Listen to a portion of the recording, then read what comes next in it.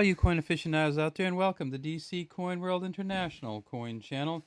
Today we have the 1958 D Roosevelt dime. And as you can see across the top, we're looking at the back here first, or the reverse. It says United States of America, E pluribus unum. There is a olive sprig here with some olives on it, a oak here with an acorn or two on it.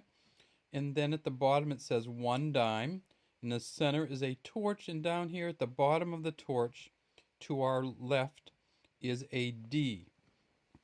When you look at these in terms of appraising them for value, one of the most important things is, number one, that you see the lines going down the torch, which we really can't see much on here.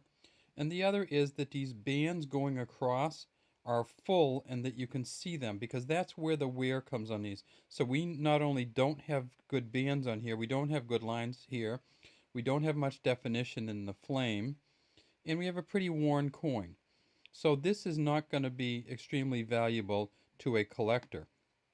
However, this 1958 coin is made of silver, so it's 90% silver, 10% copper. So in its silver value alone, it's worth about $1.20, say, just in silver bullion value if you melted it down. So what that means is that people do melt them down, or did melt them down, and there aren't as many of these around.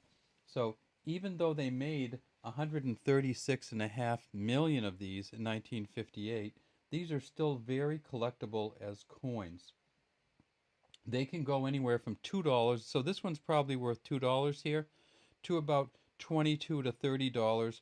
I've seen one as an MS67, which is the highest grading. I guess there's an MS67 plus, but MS67 that sold for about $90, $85 to $90. So this one would not even be, it might, I guess you could say it might be in fine. But I don't think so. I think it may be good to very good. So even at good to very good, this coin is worth about $2 to a collector, because they're hard to get and they are silver. If we look at the coin itself on the front, it says Liberty here. You can see Franklin Roosevelt facing to the left, to the hair lines here. The definition of the ear is another thing you look for. You can see these lines in his eyes and kind of the eyebrows and eyelashes. So this coin has some definition, but not the best. Under his chin it says, "In God We Trust." Back here it says 1958, kind of that big stylized 5. And then down here underneath it says JS. And that's the engraver of this coin, John Sinnock, who was the chief engraver, I believe, at the U.S. Mint for years. And you see a lot of JS's on the coins from the U.S. Mint. So in 1958, as I said, the Denver Mint made 137 million, which is far outweighs. So if you can find one on the back that has nothing here, that's from the Philadelphia Mint. It may be slightly more valuable, and the reason for that is that the Philadelphia Mint, who didn't use a mint mark back then, only made 32.7 million, whereas the Denver Mint made 137. So essentially Philadelphia made 1/4 as many. So if you find one without the D here, that's going to be a little bit more collectible. Essentially it would take this coin here from being worth $2 to being worth 2.25, but a higher grade than this, it would make it significantly more valuable if it didn't have the D mint mark on the back.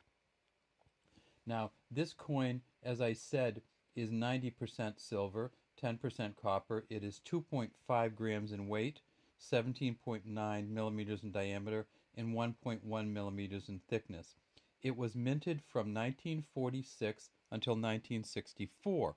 So what happened in 1964? Well, in 1964, they kept the coin, but they changed its makeup. So from 1965 on, they were not silver coins. So if you get this coin before 1964, it's going to be worth a couple bucks. If you get it after 1964, it's probably going to be worth a dime, unless it's some kind of specialty coin or in incredibly good condition. and the melt value after 1964 is going to be in the 1 to 2 cent range rather than the $1.20 range for the melt value in this coin. All right, that's all we have today from the DC Coin World International Coin Channel. We'd love to have you subscribe to our channel, and if you have any comments, please leave them in the comments section.